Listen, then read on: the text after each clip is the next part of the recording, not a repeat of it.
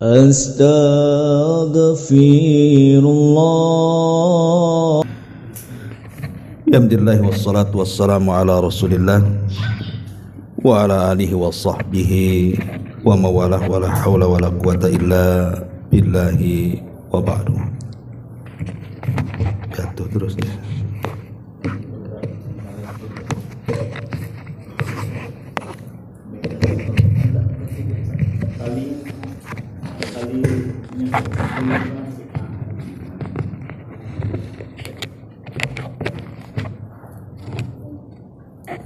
Tarik tali aja ya.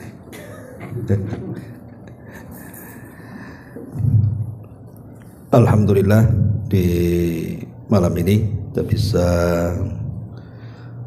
duduk untuk berthalabul ilmi dan kita masih membahas tafsir daripada surah-surah pendek dalam juz amma. Dan kita masuk pada surat baru, surah Al-Insyiqaq.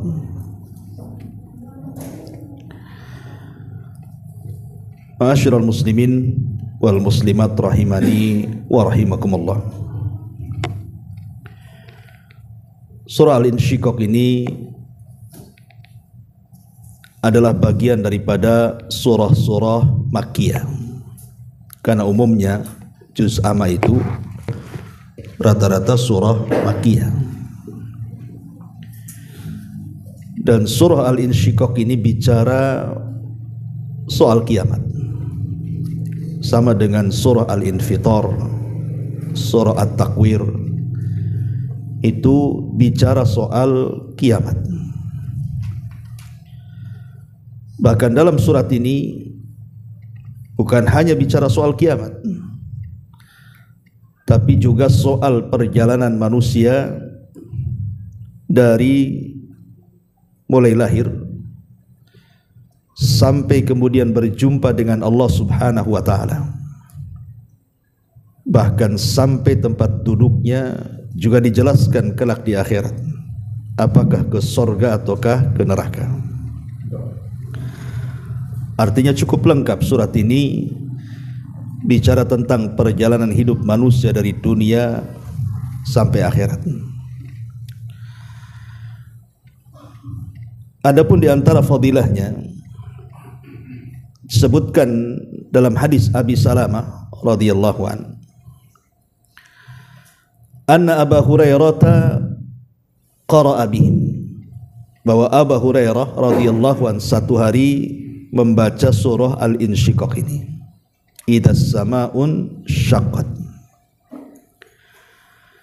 fasajada fiha, maka Abu Hurairah pun kemudian sujud tilawah ketika membaca surat ini. Karena dalam surat ini ada kalimat fama lahum la yu'minun wa idza quri'a alaihimul Qur'an la yasjudun. Jadi Abu Hurairah radhiyallahu an ketika membaca surat ini beliau sujud. Ketika kemudian beliau berpaling, maka beliau menghabarkan kenapa dia sujud. Maka dia mengatakan bahwa Nabi SAW juga ketika membaca surah Al-Insyiqaq ini beliau juga sujud.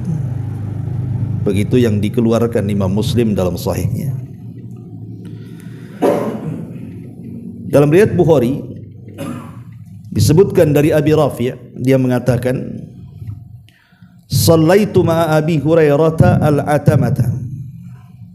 Satu hari aku salat, kata Abi Rafi', bersama Abu Hurairah di waktu malam. Faqara'ah, maka dia Abu Hurairah membaca idas sama'un syaqqat. Fasajada, maka Abu Hurairah pun kemudian sujud tilawah. Faqultu, kata Abu Rafi', aku katakan, kenapa engkau sujud wahai Abu Hurairah? Maka Abu Hurairah radhiyallahu anhu mengatakan, sajadtu khalfa Abil Qasim fala azalu asjud biha hatta alqa. Karena aku pernah sujud di belakang Nabi sallallahu alaihi wasallam, maka aku senantiasa sujud sampai beliau Nabi SAW meninggal dunia. Artinya dalam surah Al-Insyiqaq ini ada syariat sujud tilawah. Dan sujud tilawah ini adalah sujud yang membuat syaitan sangat terpukul dengan sujud itu. Jadi kalau ada orang yang sedang sujud tilawah, maka syaitan akan mengatakan, dulu aku diperintah oleh Allah Subhanahu wa ta'ala sujud, aku pun enggak sujud. Tapi hamba ini diperintahkan sujud, dia pun sujud, maka dia dapat sorga, aku pun dapat neraka. Ma'asyiral muslimin yang dimuliakan Allah Azza wa Jalla, banyak hadis tentang keutamaan surah Al-Insyiqaq ini, tapi kebanyakannya lemah. Taib, kita masuk sedikit pada tafsir daripada surah Al-Insyiqaq ini. Di sini Allah Subhanahu wa ta'ala mengatakan, idas sama'un syaqqat wa adhinat li rabbiha wa huqqat wa idzal ardu muddat wa alqat ma fiha wa takhallat wa adhinat li rabbiha wa huqqat. Idas sama'un syaqqat, apabila langit terbelah, apabila langit terpecah. Sama dengan kalimat idas sama'un fatarat, itu juga maknanya apabila langit terbelah. Kalau sekarang kita melihat langit, tentu belum terbelah langit itu, dan sama sekali tidak terbelah. Tapi nanti satu hari langit itu akan terbelah dan akan pecah. Lalu apa yang membuat langit itu pecah? Yang pertama, tentu karena bi amrillahi azza wa jalla. Langit pecah atau belah itu karena perintah Allah. Makanya Allah katakan wa adzinat li rabbiha wa huqqat. Adzinat itu artinya istama'at. Dan langit itu betul-betul mendengar akan perintah Rabbnya, wa huqqat, dan memang harusnya seperti itu. Langit mendengar perintah Allah azza wa jalla. Jadi langit itu terpecah karena perintah Allah Subhanahu wa ta'ala. Makanya kalau kita lihat kisah tentang Nabi Allah Nuh alaihi salatu wassalam, ketika beliau mulai diancam oleh kaumnya, dia pun berdoa kepada Allah Subhanahu wa ta'ala dan mengatakan, Rabbi inni maglubun fantasir. Wahai Rabb, saya sudah mulai dikalahkan kaumku, maka tolonglah aku. Maka ketika Nuh alaihi salatu wassalam berdoa seperti itu, maka Allah Subhanahu wa ta'ala perintahkan langit untuk menurunkan air hujannya, dan Allah perintahkan bumi juga untuk mengeluarkan air sumbernya. Makanya Allah mengatakan, fafatahna abwabas sama bima'in munhamir wa fajjarnal arda uyunan faltaqal ma ala amrin qad qudir. Maka ketika Allah Subhanahu wa ta'ala perintahkan langit, fafatahna, kami buka pintu-pintu langit itu, kemudian turunlah hujan sederas-derasnya dari langit, kemudian juga sumber-sumber di bumi, mereka pun atau air-air yang di bumi pun kemudian memuncrat ke atas. Maka bergabunglah air langit dengan bumi, jadilah banjir bah yang disertai dengan tufan. Dari sini kita tahu bahwa langit menurunkan hujan itu karena perintah Allah, dan langit tidak pernah bermaksiat dengan perintah Allah azza wa jalla. Wa adzinat li rabbiha wa huqqat. Langit akan senantiasa mendengar akan perintah Rabbnya, wa huqqat, dan memang sudah selayaknya langit untuk mendengar. Ma'asyiral muslimin yang dimuliakan Allah Subhanahu wa ta'ala, langit ketika diperintah Allah Subhanahu wa ta'ala, mau tidak mau harus mengatakan sami'na wa ata'na. Karena ketika Allah Subhanahu wa ta'ala menciptakan langit dan bumi, apa kata Allah? I'tiya tau'an au karha. datanglah kalian berdua, maksudnya langit dan bumi, suka atau tidak suka. Apa kata langit? Qalata ataina ta'in. Maka kata langit dan bumi mengatakan sambil datang kepada Allah Azza wa Jal, kami siap taat. Maka sejak kata-kata langit dan bumi di awal penciptaan mengatakan qalata ataina ta'in, maka keduanya berkata kami siap taat kepadamu ya Rabb, maka sejak itu langit akan siap apapun yang terjadi atas perintah Allah Subhanahu wa taala. Inilah kalimat wa adzinat li rabbiha wa huqqat. Dan langit mendengar apapun yang diperintahkan Rabbnya, wa huqqat, dan sudah selayaknya memang langit untuk taat dengan perintah Allah Azza wa Jalla. Ma'asyiral muslimin yang dimuliakan Allah Subhanahu wa taala. Masalahnya ketika langit diperintah oleh Allah Subhanahu wa taala untuk pecah kemudian pecah, langit diperintahkan Allah untuk belah kemudian belah, manusia ketika diperintah Allah Subhanahu wa taala apakah seperti langit? Tidak. Manusia itu justru kebalikan daripada langit. Manusia itu diperintah Allah, tidak juga di antara mereka ada yang mau menjalankan perintah. Dan ketika dilarang justru melaksanakan larangan. Itulah manusia. Manusia itu kerasnya melebihi langit. Ketika diperintahkan salat, ya tidak salat. Ketika diperintahkan puasa, ya tidak puasa. Ketika diperintahkan haji, ya tidak haji. Ketika diperintahkan baca Quran, yang tidak baca Quran. Itulah manusia, ikhwan. Tetapi walaupun demikian, Allah Subhanahu wa taala masih menghendaki ampunan. Artinya masih menghendaki manusia itu bertobat kepada Allah Subhanahu wa taala. Kemudian Allah Subhanahu wa taala mengatakan wa idzal ardu muddat. Dan apabila bumi itu dihamparkan. Ma'asyiral muslimin yang dimuliakan Allah Subhanahu wa taala, apa makna bumi itu dihamparkan? Makna bumi dihamparkan kata para ulama adalah annaha tattasi'u, ai maksudnya bumi itu dihamparkan maksudnya diluaskan.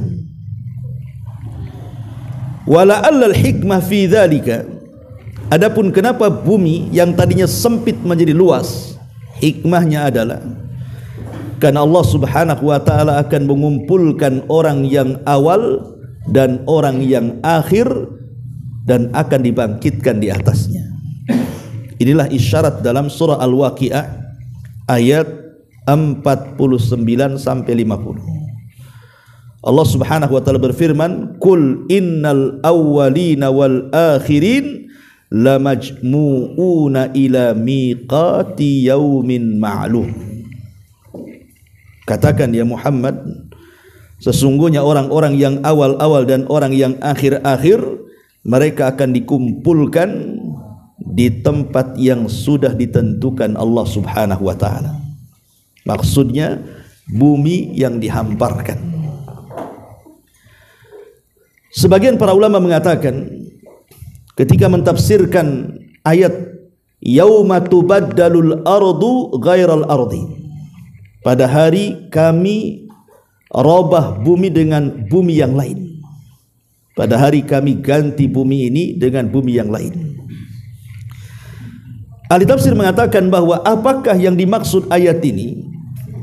Bumi yang akan diganti itu adalah bumi yang kita pijak. Mana bumi yang kita pijak hari ini akan dilenyapkan Allah pada hari kiamat. Kemudian Allah akan ciptakan bumi yang baru yang disebut dengan padang mahsyar, bumi yang lain. Ataukah bumi padang mahsyar itu adalah bumi yang kita pijak ini juga? Maka ulama tafsir mengatakan bahwa bumi padang mahsyar yang kelak akan dikumpulkan orang yang awal dan sampai kepada orang yang akhir itu adalah bumi yang kita pijak ini juga. Artinya bukan bumi ini dilenyapkan kemudian datangkan bumi yang baru, tidak. Tetap bumi ini juga yang akan menjadi padang mahsyar. Cuman dirubah bentuknya. Jadi Allah Subhanahu wa taala merubah bentuknya dengan cara apa? Dengan cara wa idzal ardu muddat. Dan apabila bumi itu dihamparkan. Apa makna muddat?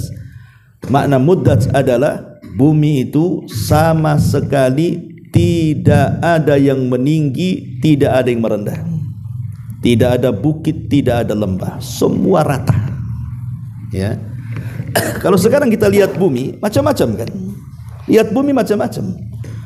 Ada lautannya, ada sungainya, ada hutannya, ada gunungnya, ada bukitnya, ada yang meninggi, ada yang merendah, ada bukitnya, ada lembahnya. Itulah bumi yang sekarang kita pijakan.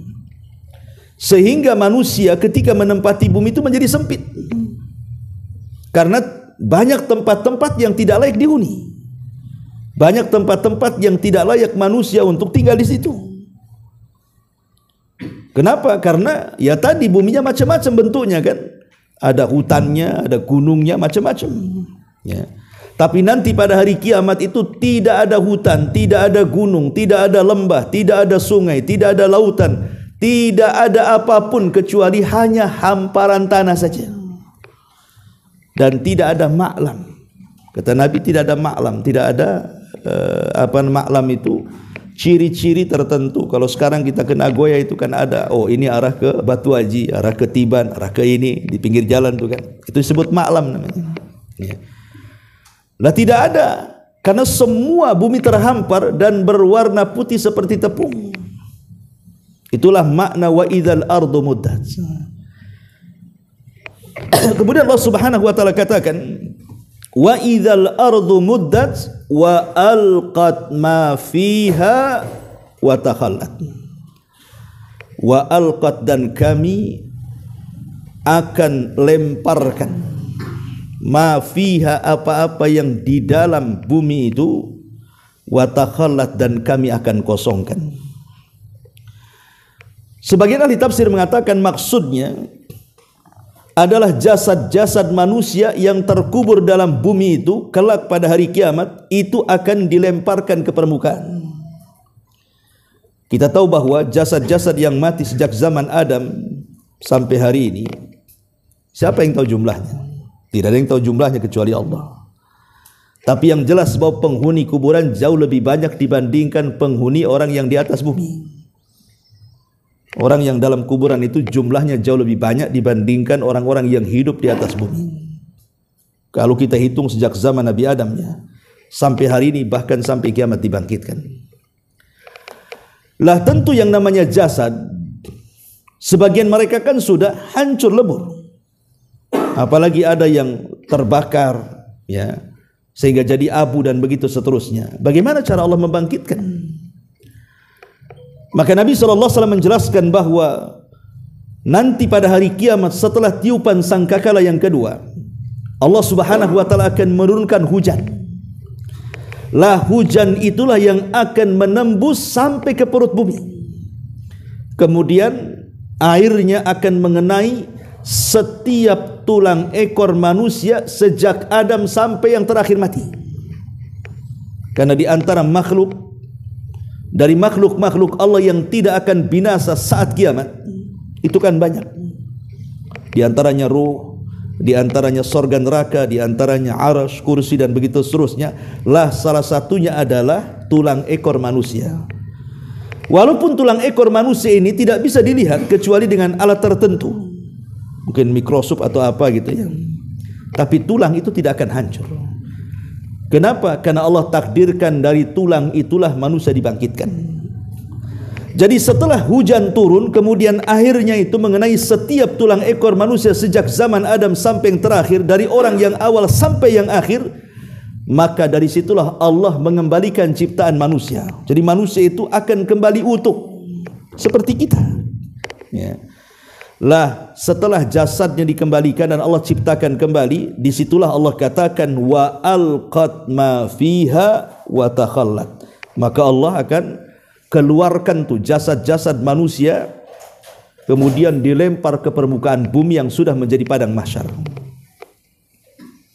Disitulah setelah kemudian manusia berserak di mana-mana, tapi kan mereka bangkai semua, jasad semua. Dan bukan hanya manusia kan begitu, sampai semua binatang. Karena hisab itu kan bukan hanya berlaku kepada manusia, binatang pun akan dihisab, tetapi mereka tidak diazab. Artinya semua akan dibangkitkan dari, mungkin kalau dulu mungkin ya ada, ya seperti kata orang ada dinosaurus atau apa begitu. Nah, itu akan dibangkitkan juga. Sampai kepada binatang yang terkecil akan dibangkitkan semuanya. Jadi kita bisa bayangkan coba ketika jasad kita kemudian berkumpul dengan hewan buas, hewan jinak dan yang semacamnya. Lah dari situlah Allah Subhanahu wa taala katakan wa idzan nufusu zuwizat. Wa idzan nufusu zuwizat. Apabila jiwa mulai dimasukkan ke dalam jasad. Artinya ruh itu dilesatkan ke dalam jasad-jasad manusia yang sudah berada di permukaan itu. Di mana ruh itu berada? Ruh adalah makhluk Allah yang tidak dihancurkan saat kiamat. Adapun ruhnya orang-orang yang beriman diletakkan fil illiyin. Adapun ruhnya orang-orang kafir, orang-orang munafik, orang-orang fajir, maka mereka diletakkan fi sijjin. Maka Allah lepas tuh ruh-ruh itu. Subhanallah, kuasa Allah. Tidak ada satupun jasad yang tertukar ruhnya. Jadi mereka melesat kepada jasad mereka masing-masing yang sudah Allah munculkan dari dalam bumi ke permukaannya. Wa alqat ma fiha wa takhallat. Ada juga ahli tafsir, sebagian mereka mengatakan maksudnya wa alqat ma fiha wa takhallat itu bukan mayat-mayat manusia, bukan. Tapi maksudnya adalah kunuzul ardi. Maksudnya adalah pembendaharaan bumi. Di bumi itu kan macam-macam tuh.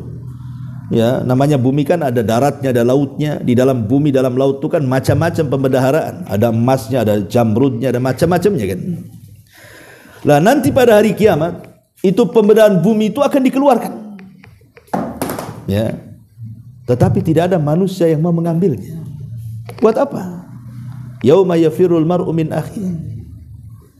Ada juga mengatakan bahwa yang dimaksud kunuz itu perhiasan-perhiasan bumi yang dimunculkan ke permukaan itu adalah di masa ketika Dajjal diutus oleh Allah Azza wa Jalla untuk memfitnah manusia. Karena di antara salah satu fitnah Dajjal apa? Mengatakan kepada bumi, ukhruji kunuzaki, keluarlah pembendaharaan, bukan itu.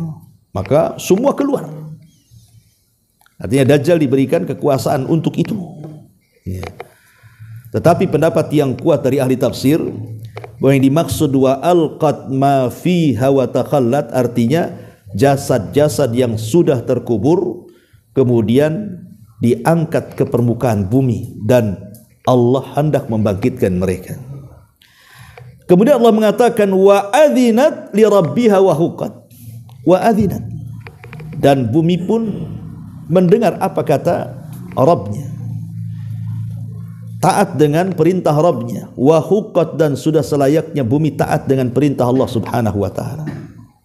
Lihat bagaimana langit dan bumi menurut apa kata perintah Allah. Di zaman Nabi Musa alaihi salam,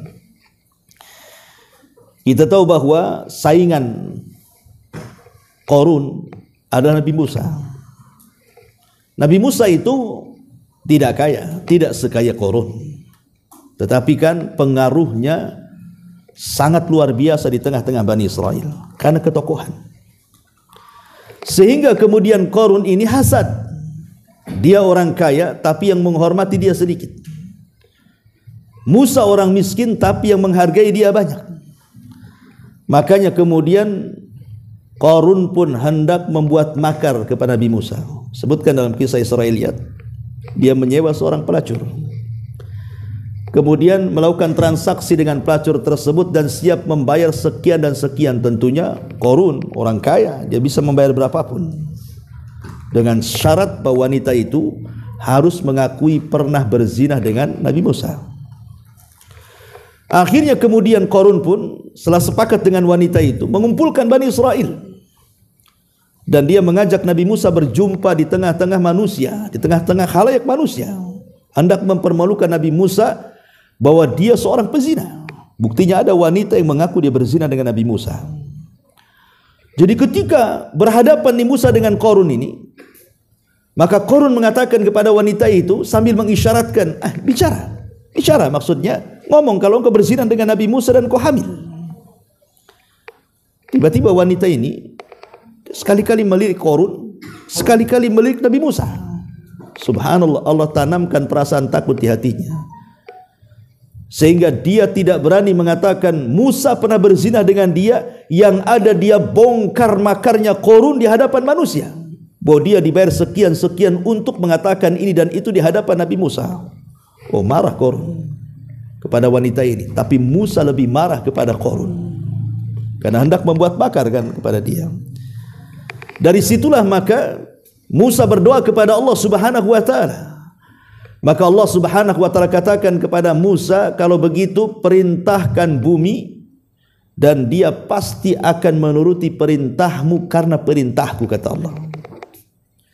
Maka Musa alaihi salatu wasallam setelah mendapatkan izin dari Allah, maka dia pun mengatakan, ya ardi ibla'i, wahai bumi telanlah si Qarun itu.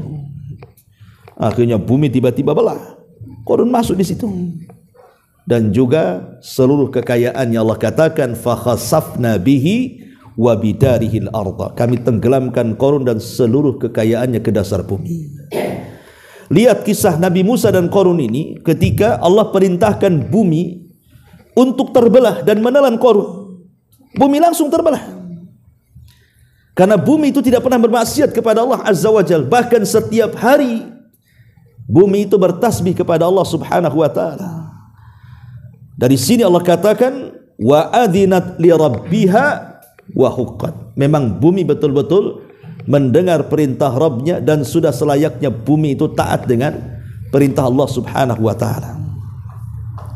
Ma'asyiral muslimin yang dimuliakan Allah Subhanahu wa taala, ayat ini semakna dengan ayat Al-Zalzalah sebenarnya, di mana Allah Subhanahu wa taala berfirman, idza zulzilatil ardu zilzalaha, apabila kami goncangkan bumi itu satu kali goncangan. Tapi satu kali goncangan menghancurkan alam semesta dari ujung barat, timur, selatan dan utara. Satu bumi, bahkan alam semesta.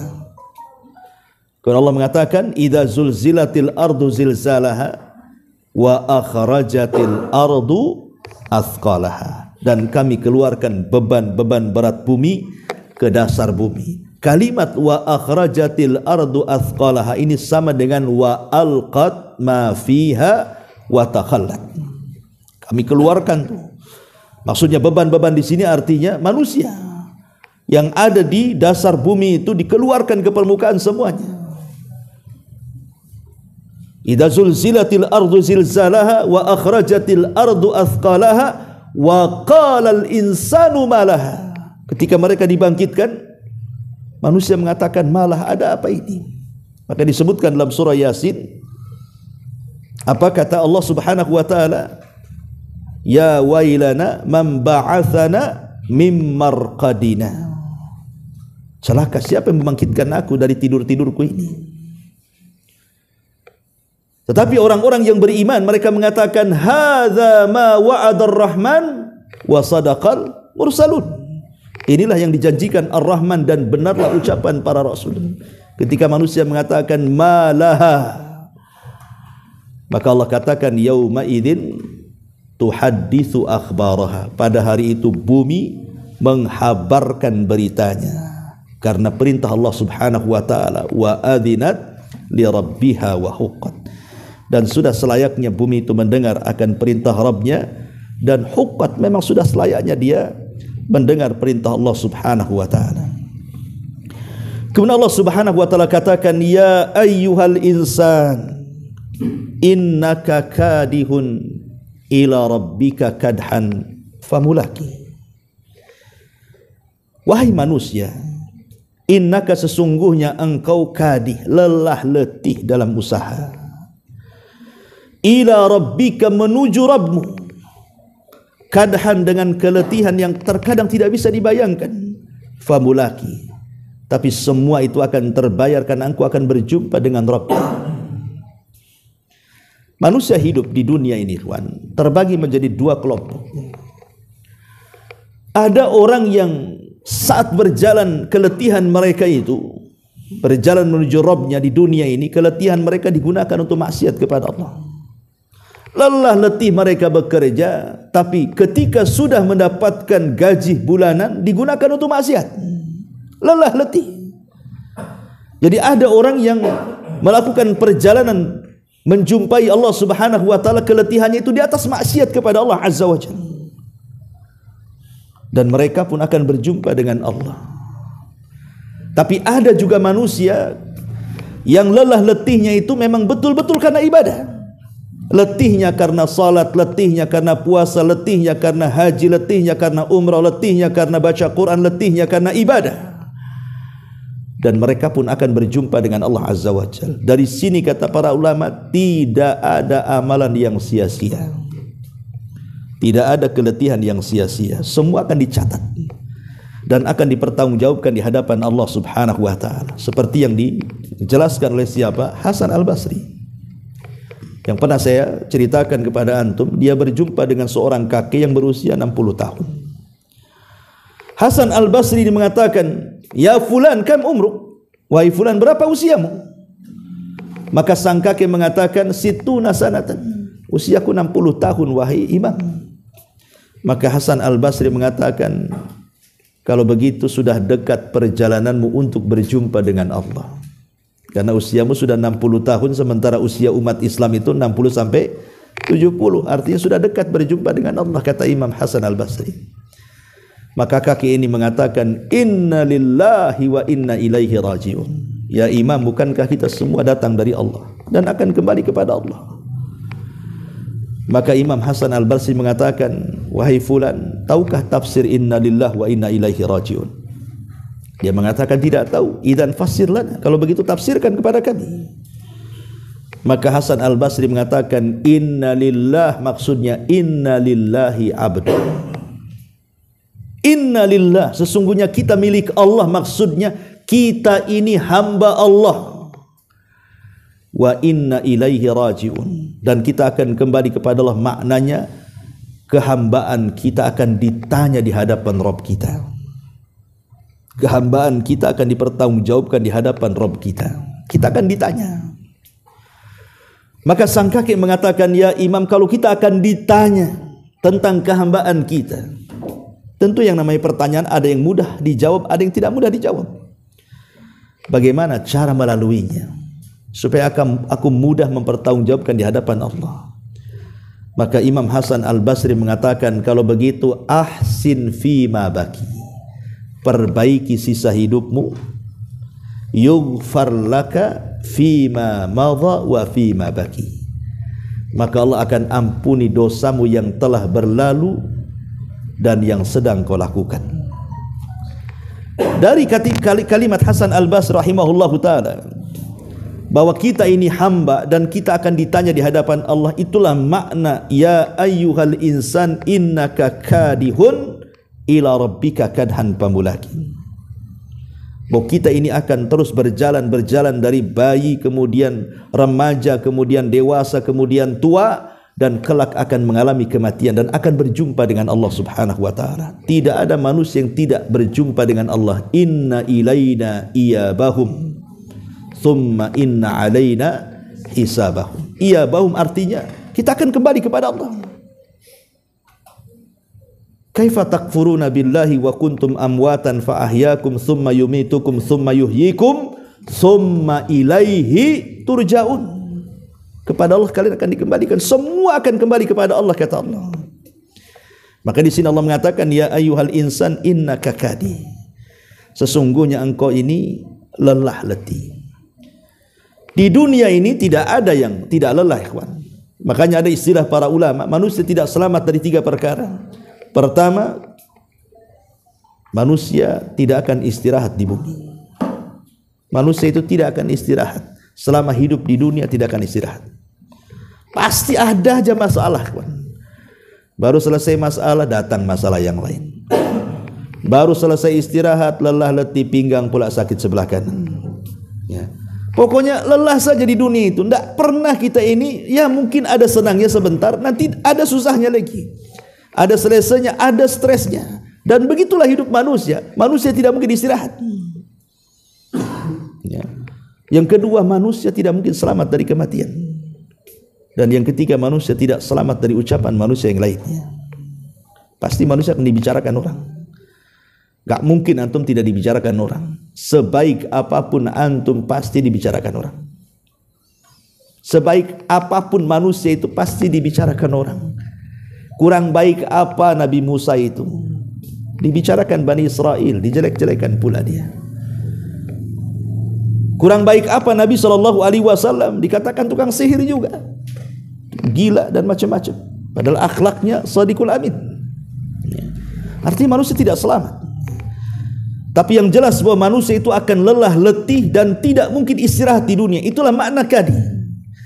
Tetapi semua itu akan terbayar kalau kita berjumpa dengan Allah Subhanahu wa taala. Kata Aisyah Ummul Mukminin radhiyallahu anha, ketika dia mendengar hadis Nabi sallallahu alaihi wasallam, "Man ahabba liqa Allah, ahabballahu liqa'ah." Siapa yang senang berjumpa dengan Allah, Allah senang berjumpa dengan dia. Wa man kariha liqa Allah, karihallahu liqa'ah. Siapa yang benci berjumpa dengan dia, Allah pun benci berjumpa dengan dia. Aisyah bertanya kepada Rasul, apa maknanya? Maka Nabi SAW menjelaskan, orang kalau hidupnya menginvestasikan dirinya untuk akhirat,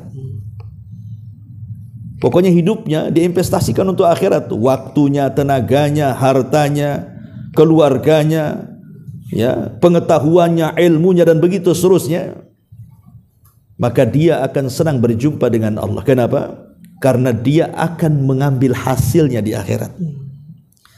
Tapi kalau orang yang menginvestasikan seluruh hidupnya untuk dunia saja, tidak ada untuk akhirat sama sekali, hanya untuk bangun rumah, beli kendaraan, beli tanah dan begitu seterusnya, maka saat kematiannya orang ini adalah orang yang paling benci berjumpa dengan Allah. Kenapa? Karena dia harus meninggalkan rumahnya, meninggalkan tanahnya, meninggalkan ATM-nya, meninggalkan usahanya, dan di akhirat tidak ada yang tersisa untuk dia. Makanya itu makna daripada innaka kadihun ila rabbika kadhan famulaki.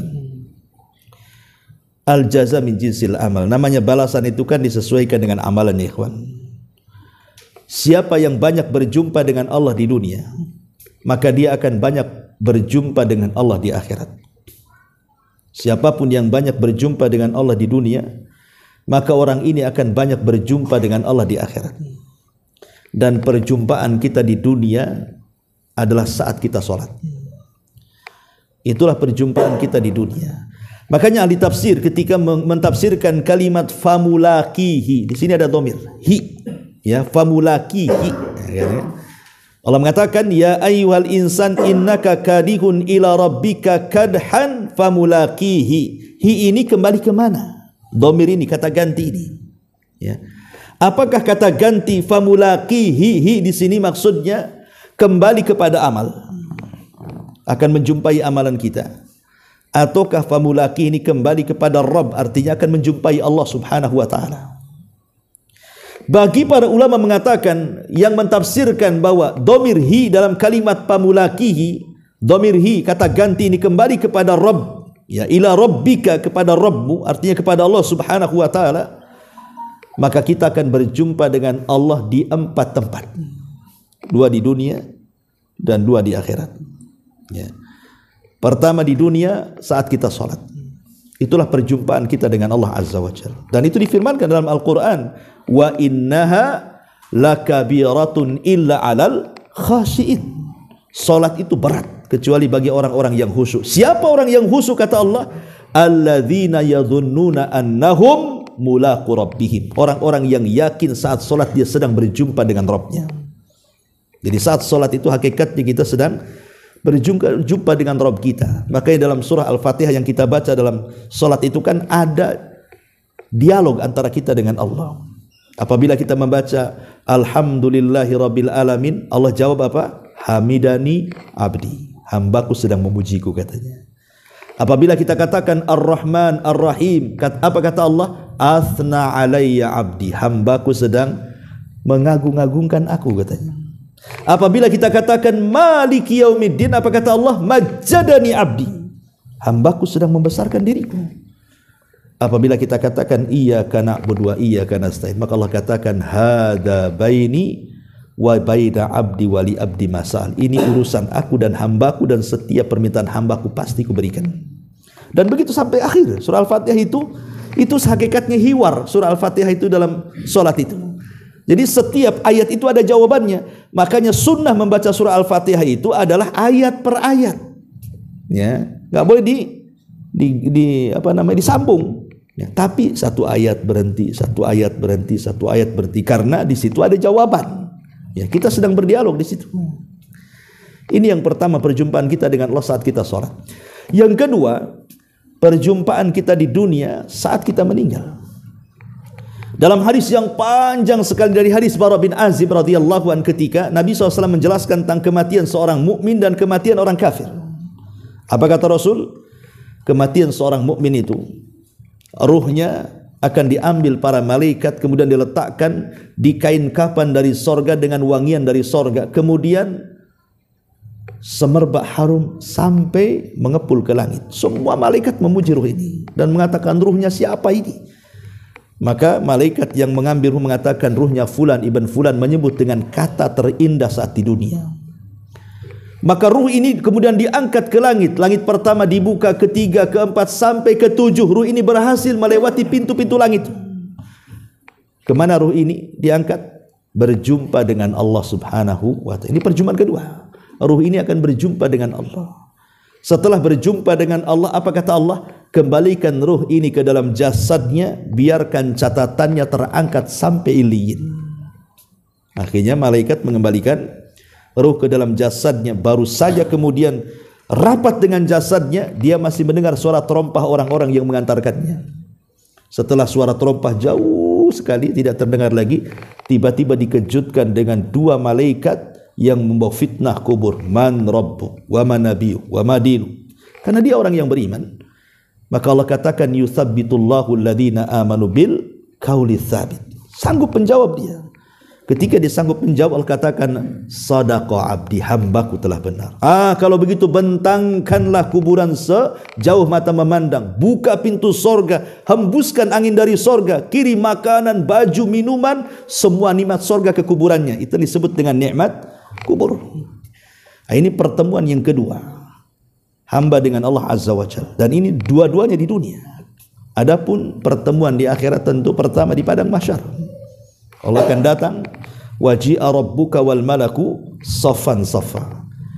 Dan yang terakhir pertemuan dengan Allah ketika kita di sorga. Itulah yang disebut dengan ru'yatullahi azza wa jalla, memandang wajah Allah subhanahu wa ta'ala. Dan itu tidak ada kenikmatan yang lebih tinggi dibandingkan ru'yatullahi azza wa jalla. Ini kalau makna dhamir famulakihi kembali kepada ila rabbik, kembali kepada Allah. Tapi kalau yang dimaksud famulakihi ini kembali kepada kadhan, artinya kembali kepada amalan, maka sama, kita akan berjumpa dengan amalan kita juga di 4 tempat. Ya. Pertama di dunia, kita akan berjumpa dengan amalan kita kan. Amalan itu pasti punya pengaruh, ikhwan. Amalan itu pasti pengaruh. Contoh umpamanya antum mengucapkan kalimat yang baik, kalimat yang baik, yang menyenangkan, yang mengucapkannya, yang menyenangkan, yang mendengarkannya. Itu rasanya kita puas, ya. Ada pengaruh kepada hati. Berbeda kalau kita mengucapkan kalimat buruk, yang kita sendiri mengucapkannya terkadang menyesal. Kenapa tadi saya mengucapkan kalimat itu? Yang mendengar sakit hati sampai kiamat. Nah, kan itu ada tuh. Jadi amal itu kan pengaruh kan? Ada pengaruhnya kepada kita tuh. Pengaruhnya ada, nggak mungkin nggak ada pengaruh. Contoh saja 1 bulan ini, jangan 1 bulan, 1 minggu saja. Antum tidak lepas daripada sholat jamaah, baca Quran, zikir, jauhi maksiat. Pasti ada pengaruhnya. Nggak mungkin tidak ada pengaruh. Karena amalan itu juga akan menjumpai kita di dunia. Ya, ini yang pertama. Yang kedua, saat kita di kuburan.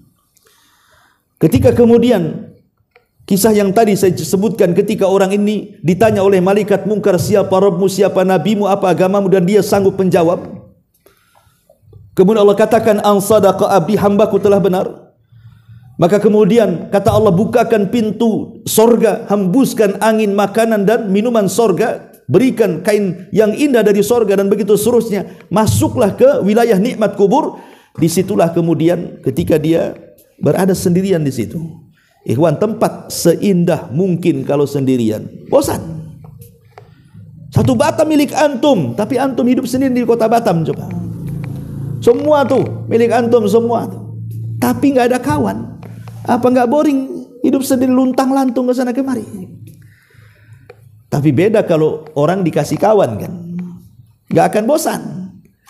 Makanya Allah Subhanahu wa taala utus orang yang tampan, yang indah, yang suaranya indah, kemudian tutur katanya juga indah. Tiba-tiba datang kenalan, kemudian ngobrol. Kemudian setelah ngobrol dikatakan kepada dia, nim naumatal arus, tidurlah seperti pengantin baru. Ya, tidur pengantin baru kayak apa? Subuh aja kayak malam, itu pengantin baru. Artinya walaupun kiamat ini mungkin 2000 tahun lagi ke depan atau 100.000 tahun lagi ke depan, kalau kita tidurnya seperti pengantin baru itu ya tidak terasa, kan itu maksudnya. Mana terasa pengantin baru itu? Seperti seolah-olah sebentar aja malam ini. Itu maknanya. Sehingga ketika kemudian orang yang baik ini mengatakan Allah sudah menghabarkan kiamat hendak dibangkitkan, dia heran, begitu baiknya engkau, siapa engkau sebenarnya? Kenapa kau menemani aku di sini? Barulah kemudian orang ini mengatakan, ana amaluka saleh, sayalah amal solehmu, katanya. Sayalah solatmu, sayalah zakatmu, sayalah hajimu, sayalah umrahmu, sayalah baca Quranmu, sayalah zikirmu, sayalah birrul walidain, sayalah silaturahim, dan begitu seterusnya. Dia sebutkan amal kebaikannya. Artinya bahwa amal soleh akan menjumpai dalam bentuk manusia, dan itu di dunia, ya. Adapun di akhirat, amal itu akan mendatangi kita dalam bentuk catatan, dan itu akan disebutkan di sini ayat setelahnya, kan gitu. Fa amman utiya kitabahu biyamini fasawfa yuhasabu hisaban yasira wa yanqalibu ila ahli masrur, dan begitu seterusnya. Adapun yang terakhir tentu amalan yang kita akan dapati Allah akan ganti dalam bentuk surga kalau kita termasuk penghuni surga. Wallahu a'lam. Saya kira sampai di sini aja, sampai kalimat ya ayyuhal insan innaka kadihun ila rabbika kadhan famulaki. Wallahu a'lam. Ada boleh? Jadi mungkin di luarnya apa hukumnya kalau kita kerja ilegal? Bekerja ilegal itu apa? Bekerja ilegal. Maksudnya dia masuk ke lapor, masuk ke sana kerja. Wallahu a'lam. Pekerjaannya kalau memang halal, ya halal hasilnya. Tapi proses menuju ke pekerjaan itu yang jadi masalah. Contoh umpamanya perempuan menjadi pembantu di luar negeri tanpa mahram, tapi dia bekerja halal. Dia tidak melacur, dia tidak berjudi, dia tidak berzina. Dia betul-betul bekerja menjadi ART, pembantu rumah tangga umpamanya, kan. Dan dia bisa menjaga dirinya, menjaga auratnya, dan begitu seterusnya. Ya, boleh jadi mungkin pekerjaannya halal saja, tetapi perjalanannya bermasalah karena dia safar tanpa mahram, berdosa dia di situ.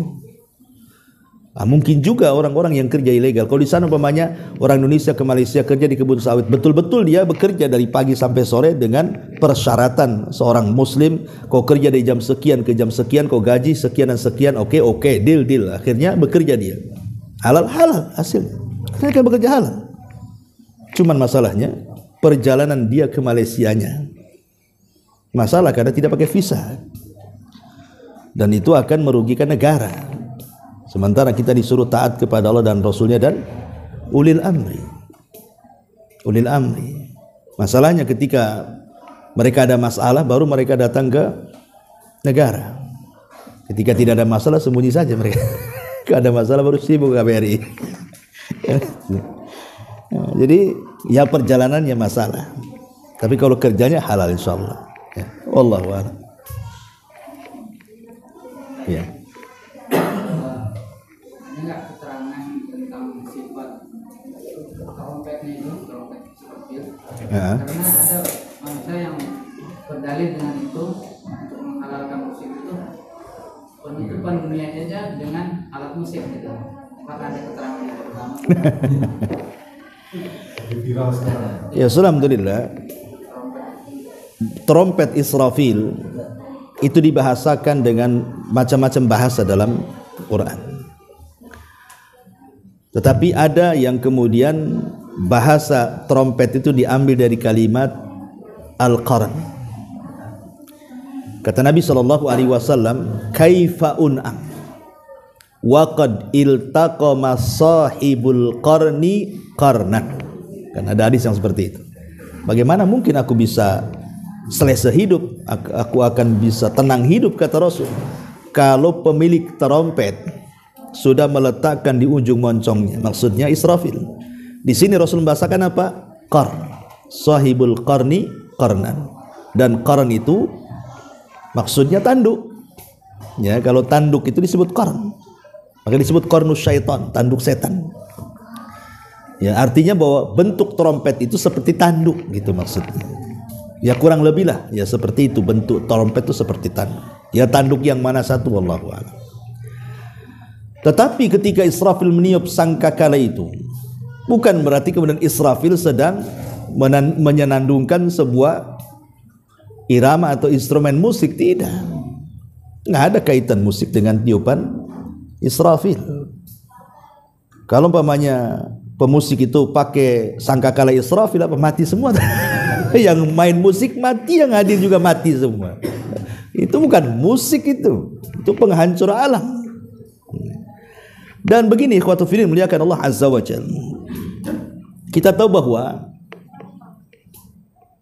di dalam Al-Quran kan ada namanya surah Asy-Syu'ara. Kenapa disebut surah Asy-Syu'ara? Syu'ara itu arti syair, ya, lantunan-lantunan, bait-bait syair. Karena di zaman Nabi SAW ketika Rasul diutus, itu kan bangsa Arab itu di atas puncak daripada ilmu bahasa. Jadi muncul para pujangga Arab yang berbangga dengan bahasa. Mereka bersyair di mana-mana, ya. Dan itu kebanggaan orang Arab. Lah ketika turun Al-Quran kepada bangsa Arab, rupanya semua para penyair takluk dengan bahasa Al-Quran. Takluk semua dengan bahasa Quran kan. Dari sini kita tahu bahwa Quran itu di atas syair. Quran itu di atas syair. Kita lihat di beberapa surat dalam Quran, ya, contoh surah Al-Baqarah. Kenapa dimulai dengan kalimat alif lam mim? Dalam surah Al-Imran alif lam ra. Ada namanya ta sin, ya. Ada namanya Toha, ada Yasin, dan begitu seterusnya. Itu banyak di awal surat-surat itu kalimat-kalimat seperti itu. Sebenarnya potongan-potongan huruf-huruf hijaiyah yang diletakkan di awal surat itu dalam rangka menantang orang-orang Arab, pakar-pakar syair. Kalau kalian memang ahli sastra, ahli bahasa, ahli syair, ya, dan kalian meragukan dengan Quran, buat semisal Quran, buat semisal Quran. Gunakan huruf-huruf hijaiyah ini. Sebagaimana Al-Quran terangkai dari huruf-huruf hijaiyah. Ini huruf hijaiyah sudah ada, alif sampai ya. Buat oleh kalian wahai para pujangga, buat semisal Quran. Sanggup? Tidak akan sanggup. Tidak sanggup. Sampai Allah mengatakan jelas-jelas dalam Al-Quran itu, wa in kuntum fi raibim mimma nazzalna ala abdina fa'tu bi suratin mim mithli. Datangkan satu surat yang semisal Quran. Nggak sanggup. Ma'asyiral muslimin yang dimuliakan Allah, artinya di sini bahwa Quran dengan syair itu tidak akan ketemu. Quran dengan syair itu tidak akan ketemu. Apalagi dengan musik. Quran tidak akan ketemu dengan musik. Quran kemana, musik kemana. Dengan syair aja tidak ketemu gitu ya. Kalau seandainya kemudian Al-Quran dikatakan surat Asy-Syu'ara dikatakan surat pemusik, ya gitu kan. Quran bukan musik. Dia wahyu, ya. Dan syair juga bukan musik. Boleh jadi mungkin syair bagian daripada musik, tapi musik bukan syair. Karena syair itu kan tidak ada instrumen kan itu. Dia hanya orang sedang sajak saja. Kalau musik itu kan biasanya ada ada bunyi-bunyinya, ada alat-alatnya kan begitu. Dia lebih lengkap lah kan begitu. Dan umumnya di zaman Nabi SAW nyanyian-nyanyian itu atau disebut dengan ghina, musik dan begitu seterusnya, justru itu lawan daripada Al-Quran di zaman itu. Karena banyak orang-orang Arab jahiliyah itu mereka mengambil biduan-biduan itu untuk melalaikan manusia supaya jangan mendengar Nabi SAW. Makanya siapa yang cinta musik pasti benci Quran. Siapa yang cinta Quran pasti benci musik. Itu sudah matematikanya 1 tambah 1 2. Memang begitu. Kalau orang benci musik pasti cinta Quran. Kalau orang cinta Quran benci musik. Oh nggak bisa Ustaz, saya dengar Quran sampai dengar musik. Error itu deh, kan gitu. Ya. Nggak bisa. Ya karena nggak bisa. Satu melalaikan, satu meningkatkan iman. Quran meningkatkan iman, satu melalaikan. Makanya orang yang hari-hari mendengarkan musik ikhwan, ketika dia baca Quran, maka Quran itu tidak akan menggetarkan hatinya. Saya yakin. Orang kalau suka musik, ketika baca Quran itu nggak akan ada pengaruh pada dirinya tuh. Tapi kalau orang memang sudah dijauhkan dan dapat hidayah, dia menjauhkan musik dan fokus dengan Quran, pasti akan merasakan kelezatannya itu. Pasti itu. Ya. Karena Quran itu petunjuk bagi orang-orang yang beriman, dan Quran itu akan bermanfaat bagi orang-orang yang bertakwa. Intinya bahwa masalah musik ini sebenarnya sih masalah-masalah klasik, ya, artinya diperbincangkan dan diperdebatkan para ulama. Hadis-hadis soal musik itu banyak, ada sekitar 6 atau 7 hadis gitu kan. Tetapi ada memang sebagian para ulama yang melemahkan, seperti Al-Imam Ibnu Hazm rahimahullahu ta'ala, pengarang kitab Muhalla. Imam Ibnu Hazm itu seorang ulama Andalus. Dia melemahkan hadis yang ada dalam Sahih Bukhari. Kan tentang haramnya musik kan ada di Sahih Bukhari itu. La yastahilluna ummati al-hirra wal harir wal khamra wal ma'azib, kan gitu ya. Oleh Imam Ibnu Hazm hadis ini dilemahkan. Alasannya karena rawinya majhul. Rawinya majhul katanya. Majhul itu artinya tidak diketahui. Padahal yang dimaksud majhul oleh Ibnu Hazm itu adalah para sahabat. Sementara para ulama sudah membantah bahwa majhulnya para sahabat tidak memadaratkan hadis. Karena semua sahabat itu udun. Beda kalau majhulnya di bawah sahabat tabi'in atau para tabi'in, bisa saja dikatakan mungqati, hadisnya terputus. Tapi kalau majhulnya para sahabat, itu diterima makbul dalam ilmu hadis. Karena semua sahabat itu tidak mungkin memalsukan hadis. Semua sahabat itu adil. Tidak mungkin merekayasa sebuah hadis yang tidak ada dari Nabi dia ada-adakan. Tidak mungkin sahabat. Ya, makanya majhulnya para sahabat tetap diterima dalam ilmu hadis. Itu mungkin dari segi bantahan sudah lebih panjang kalau kita bercerita masalah ini. Tapi yang jelas bahwa apa yang dikatakan Imam Ibnu Hazm itu sudah banyak dikritik para ulama kok, masalah musik ini. Masalah musik ini sudah banyak dikritik para ulama. Artinya ada yang membolehkan, ada yang mengharamkan. Ini sebenarnya polemik sudah dari dulu. Ya, sudah dari dulu kan itu. Cuman yang jadi masalah itu kan penamaan surah Asy-Syu'ara dengan surah musik itu saja sebenarnya. Tapi kalau saya lihat videonya walaupun tidak lengkap gitu ya, Ustadz Fulan ini beliau selalu menggunakan 2 kata, pemusik atau penyair. Pemusik atau penyair, diulang-ulang tuh kalimat itu. Ya boleh jadi kita berhusnudzon lah. Mungkin Ustadz ini dalam bahasa Arab namanya sabkul lisan. Sabkul lisan itu apa? Terpeleset lisannya. Ya, kecuali kalau dia tidak mengatakan penyair, hanya pemusik saja kan. Karena mengatakan pemusik penyair, berarti mungkin maunya dia itu pemusik itu penyair gitu mungkin. Ya kita berhusnudzon saja kan gitu ya. Iya berulang-ulang tapi disebut kalimat penyair juga. Ya kan, betul kan, penyairnya. Yang jadi masalah pemusiknya. Karena secerdas apapun kadang-kadang manusia itu keceretot bicara kadang-kadang ya kan. Ya, kepeleset mungkin bahasa kita. Ya kita berhusnudzon. Kita berhusnudzon saja kan begitu ya.